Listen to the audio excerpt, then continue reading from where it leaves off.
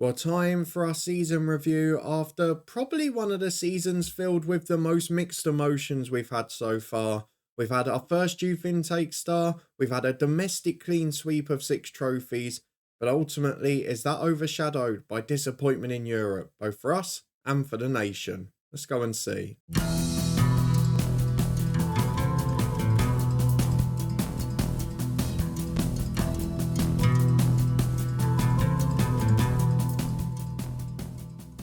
Yes, hello and welcome along to part 150 of this Build a Nation story, Lifting Spirits with me, Daniel. We are back today to bring up the century and a half, but I'm afraid there will be some bad and difficult decisions to make along the way. We've got our usual season review to come, we're going to have a look ahead to the summer transfer window, and of course we've got some big decisions to make as well, because the European coefficient has had a little dip this year. But with 5 teams going into Europe for the first time, it is a summer that us and the nation just have to get right. So if you're looking forward to finding out what we've got planned, then please do put a thumbs up on the video. You can help me with my dilemmas ahead of the next episode. But before that, we have had a new story on the channel in the last few days. You can find that one built in Bristol up in the eye above. A big shout out to HelloFresh UK as well, who have helped support the channel for the whole of this month. You can find a link for that down in the description below. But we've got some big decisions to make here. So let's get back to Distillery. We are back just after that 4-1 win against Coleraine in the Irish Cup final to get our 6th trophy of the season. But the focus has got to be on Europe because Northern Ireland is at a crucial point now and we cannot let it slip. That's why we tripled our highest earner in January. That's why we brought in a superstar for a record transfer. And that's why we were so excited when we got a youth intake star. But as much as we've got some tough decisions to make, it's not just about us this summer. So let's see how we can help out the other sides. But before that, our season review. Well, first things first, we're not going to wait for the full end of season review because we've got weeks to go yet till all the European places playoffs are done. And I don't want to bore you, but we have got some big news items in the end of season messages. The first one is we've gained about 50% of our social media following on top. So we are growing as a club. There's no doubt about that. Now, this is an interesting one. Season ticket holders 185. I've never noticed this before. Season ticket waiting list 131. Now, you can't be telling me that we can only get 185 season ticket holders. So I'm presuming that that means next season we can expect about 310. We'll keep an eye on that, see if it's right. 315 even, my maths is atrocious. I've never noticed that before, so I'll see if that lines up. If not, why on earth we only allowed that many season ticket holders? Few more fair weather fans coming in, but that's probably not a reduction in the family ones. It probably just is a gain in a number of fans overall, and more of them are casual fair weather fans, so that's not too surprising. Bit surprised that the fans' expectations are still only to finish in mid-table. I've no idea why that hasn't grown. Let me know if you've noticed something similar in your saves. The club vision and expectations is potentially quite difficult because it's to be more competitive in the Champions League. Of course, we didn't make the group stages this year and we've got to win everything else with another training facilities upgrade on the way. The squad dynamics, of course, are good. The end of season team meeting we'll do off camera. And injuries were, well, a bit more of a problem at the start of the season. And of course, people like Michael Collier, he's just sort of become the forgotten man. And I think you can see here, it illustrates my point quite well. So like Misselidis has not had an injury bigger than 4 weeks this season, but he's missed a quarter of the season because he's had 3 or 4 of them. And he's actually been out for longer than Damien Jude because Misselidis has had 6 injuries, which is scandalous. Scully's missed a bit as well. We've got lots of players who are missing 15, 20, 25%. Just feels like we've always had 2 or 3 out. And maybe that did impact us in Europe in addition to, of course, the unhappiness among the squad. Something we'll probably have to deal with this summer as well. A bit further down note, we did get our budgets, which of course are a crucial bit too. And that includes, if we get back to Sunday, keep on going, 15 million quid in transfer budget, 180 grand in wage budget, which actually isn't a huge amount of rise compared to normal, albeit it's nearly double what we're spending now.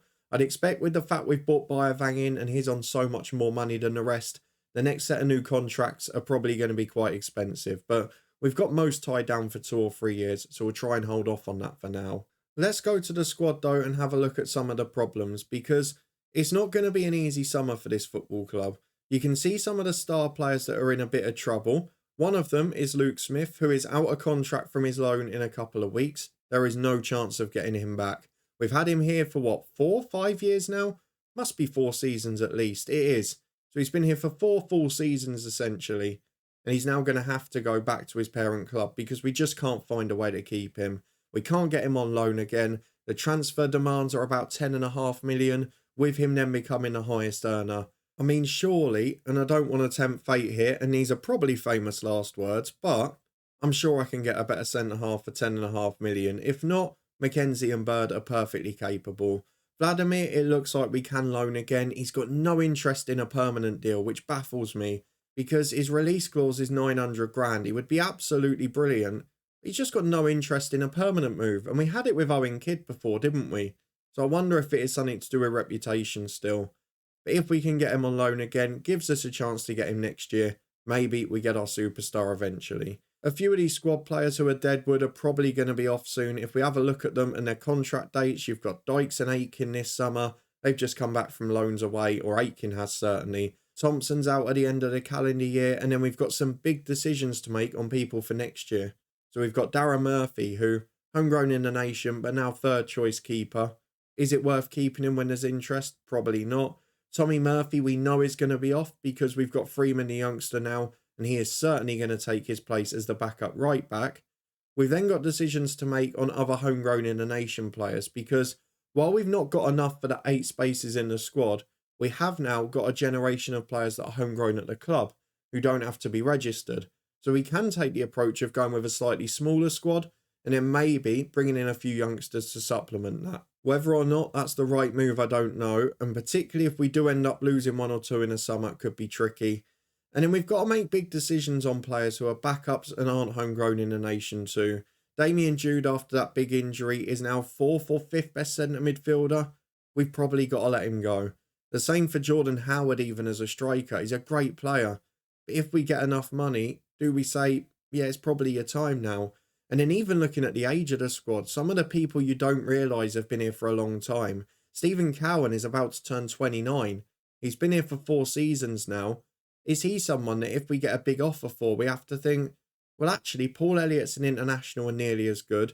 We've got people like Merivale, Austin and Dunn who are perfectly capable of stepping up. It could be quite a transitional period over the next year or two here, because between this summer and next summer, I do want to get to the stage where we've built a team that I feel can make the final assault on European success at the end of this save. Of course, Linfield have already toppled what we want to do in the end, but I would love to go and win a European trophy, or at least compete regularly at the back end of competitions. And that means probably improvements here and probably some big decisions that will be unpopular.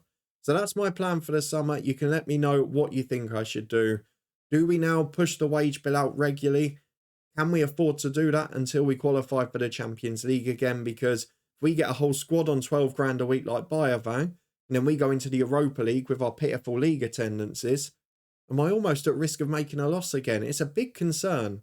I know we've got no more big facility upgrades to come, and I know that you'll all probably say, yeah, go for it, you've only got a few more years of the save left, but you know how I manage. I still want it to be realistic, and I still want the club to be in a good position when we leave, and I can't just throw everything at it. So we're going to try and be calculated, but we've definitely got decisions to make. And I'd love to get your input, what you would do. If there are any players I haven't mentioned that you think I should let go. And of course, knowing the ones that are off bounds, the likes of Stow, Kidd. We've also got Gavin Reid, Duncan McKenzie, and even Morgan Griffiths, who are all homegrown at the club. Unless we get offers from within Northern Ireland, I don't think we'll ever let any of those go. Of course, the big excitement of the year is Matthew Freeman. We will keep our eyes on him over the summer. Maybe I'll sneak him in a Northern Ireland squad, we'll see. But there's under 21 games around the same time, so it might be nice for him to play for those guys first. But that's the squad situation. It's an interesting one this summer. And how on earth do I get a centre-half to replace Luke Smith? Because in addition to getting the quality, I've got to replace the 6'6" height, I've got to replace the jumping reach, and I've got to replace what is a goal threat, in addition to a very good defender. So big decisions on the way. Maybe we'll go back in for Hassan, Mackie and the likes, who knows. But for now, let's get to coefficient watch, because we know next season for the first time, Northern Irish football is in the top 15 of the European coefficients, which means 5 teams go straight into Europe. Now let's see how they're split and what damage this year has done, because it hasn't been as good. We know that for sure. So let's firstly get through to Europe correctly and have a look at what's going on in the European club coefficients, because the nation places this year, albeit just before the competitions have finished, is looking pretty interesting, maybe rather than alarming. So the club coefficients at the moment are 14th. This year we've had a poor year, only 8.0, bettered by all three of the nations below us. Liechtenstein have had a stunning season as well, but that doesn't affect us too much with their coefficient system. However, we've got to keep an eye on some of those nations that are very tight behind us. Not so much this year, where we should sneak in. We should still be in the top 16 and we should stay where we are. But for next season, you can see it's due to be very close with Croatia, very close with Denmark and Switzerland. And if we have another similarly poor year, well, those guys gain, because if you look at the year that's about to come off, we're losing one of our better years, and all of the ones below us have had a worse year bar Norway. So if those three go on and have a decent season and we don't, it's going to be tricky. There is no other way of putting it. The good news is, if we look at the other side of things, and this is where we start to have to get technical in this save, we have got 5 teams in Europe and we've got 3 who should be in with a great chance of reaching the group stages, although that is muddied a little bit by Coleraine overtaking Larne this year, because Coleraine have not got a great European record. So in the league path, we are going to be seeing a team go through to the second qualifying round, which is Linfield. If they win one tie, they will be into the Europa Conference group stages guaranteed, so that's fine. For us, we're going in the Champions Path third qualifying round. That, thankfully, is European group stage football guaranteed, because even if we lose both ties, we end up in Europa Conference League. So, although financially we probably need the Champions League now, it's good for the nation either way. The big change this year is we've got a third team that go into the Europa League, and they go in at the third qualifying round. And this means now that we've got a third side in the nation who can get through by winning just one game, because if they get through that one, and even if they lose in the next, they'll go in the Conference League, or if they lose that one, then win the second tie, they'll be in the Conference League via that as well. So 3 teams that are, well, in our case already through, and 2 others that need 1 win in qualifying. That should be possible. We then got the wild card of 2 teams still in the Europa Conference second qualifying round. Now, one of those this year is going to be Larne, because they finished 4th, which might actually end up being beneficial, because on occasion in the past, they have managed to get through that route and get through to the group stages anyway, albeit they might lose a few players now, and Linfield have been poaching them for years. But if Larne can get through and Coleraine can win their one game, we could suddenly end up with 4 in the groups. Then add that we're going to have a wild card in Glentoran or Ballymena, who I think are playing the final of the playoff. And if they can get through 1 round or 2, that's an added point or 2 to the coefficient that we would never have expected before, or it wouldn't have even been possible to gain. So it is a summer now that potentially could go either way, because if Linfield lose and miss out altogether, it's a disaster. They're a side that won the Europa Conference League, a year ago, and then had a disappointing playoff round this year where they lost to Sampdoria 8-1 in what is essentially the Europa League last 32. So that's something we've got to be wary of.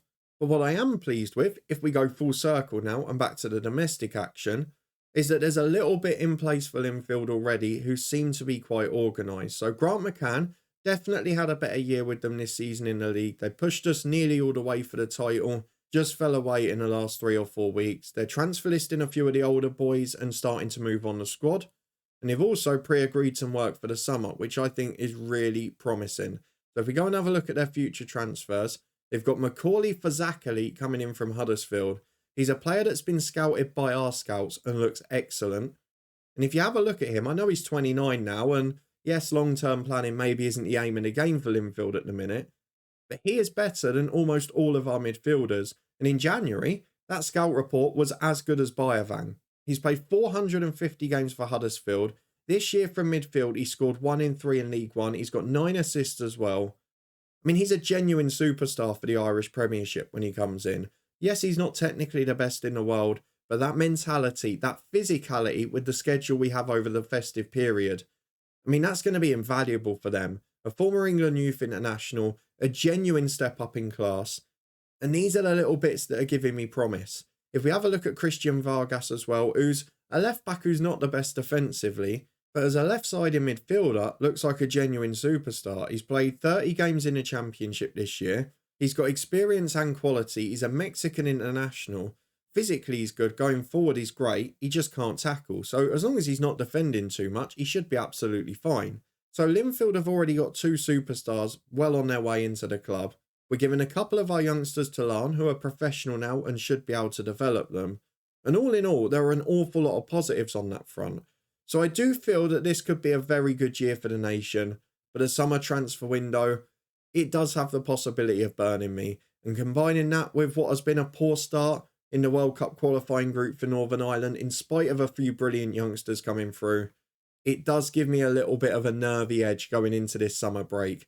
I will very quickly, before we finish, touch on Northern Ireland as well, because we have got some superstars coming through there, and we have got some players that are going to be relevant to Distillery, because Morgan Hassan is the man we almost signed in January. We might go back in for him again. If we can get him on a slightly lower wage or for a lower transfer fee, is someone I will consider, but the price has got to be right for us to weaken our goalkeeper area. The other ones we're looking at are Connor Brown, the centre-half, who we know is brilliant. He is a player who has been on loan at Hull this year, has done really well. Is he an option where I spend the extra wages on a loan deal and get a Northern Irish superstar into the nation? Because potentially for the commercial value of the league, that could be invaluable. But I don't know how important that is in FM and whether it's a worthwhile deal or if I just go and get a better centre-half. The same probably goes for David Close, though. He's less likely to be a starter for us, so probably makes the decision a bit easier. Then we've got to make the decision on Mackie. We've also got to look at Cameron Thompson, who has popped up in our scout report, has been suggested as a sign-in. Could be an issue and a loss of a threat from my Distillery team because he's a 5'11" centre-half. Do we then sign him as a left-back instead, let Carl Carr move on? I mean, my head is floating with genuinely so many ideas at the minute, and I really don't know which ones to act on. So I would like a little bit of your assistance in the comments. Ultimately, I'll probably go on feel and gut instinct, and I am a generally cautious person when it comes financially, particularly in Football Manager. But I'll be interested to see what you think I should do at this point. And of course, it will be shaped again, a bit like last summer's transfer window, by whether Linfield or any of the other domestic sides come in for our stars. Last year, Linfield came in for Kashif Beaton, and it completely changed our summer. He was going to be promoted and be a first teamer, and now we've got Vladimir and a worldwide scouting plan just because of that transfer. So it can hinge on one simple little moment, but for now, that is my plan for this summer. We're going to keep building up the Distillery side off the pitch as well. It looks like the facilities are almost there. They're both excellent. The junior coaching and youth recruitment is maxed out, and I still can't get any development on the stadium. But overall, a very good season domestically, a poor one in Europe. We have got to get the Champions League group stages next year. It takes away some of that fixture pile-up. It allows us to play most of our weekend games as normal, and that will allow us to have a slightly more streamlined squad and give some more of those youngsters a go. So hopefully you're looking forward to seeing if that happens or not. But for now, let's finish on the competition screen. A reminder that we won all 6 domestic trophies despite that disappointment in Europe. Let me know what you thought of it down in the comments and what you think I should do this summer.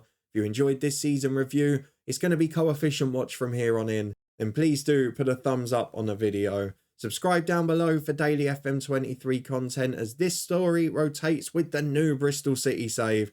That one every other day at 3:30. You can find the start of that save in the eye above. The football podcast for loads of content at the moment. And a massive thank you for your incredible support with it. Any links you can't find up there, which include the Twitch channel too, will be down in the description below. And why not try out HelloFresh? Give it a go. It helps support the channel. And I'm doing it as well. Need to lose a few of those pounds this summer. Thank you very much for watching though and following along another season. And I'll see you back here next time, as we should have an active summer transfer window with Distillery.